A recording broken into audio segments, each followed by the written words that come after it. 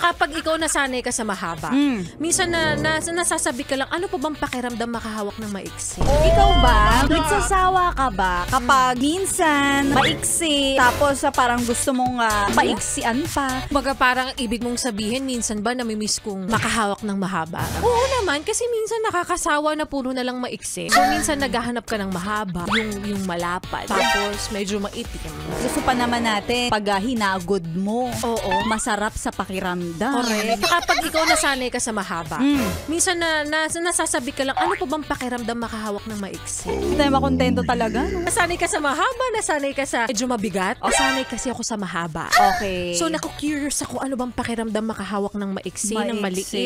Ay. Oo, ng medyo mas ano lang, kumbaga magaan. Magaan. Correct. Madalas kasi nahahawakan ko, maputi. Maputi. May puti. May puti. Sa akin din, may puti na din. Pero kasi kapag maitim, natural looking.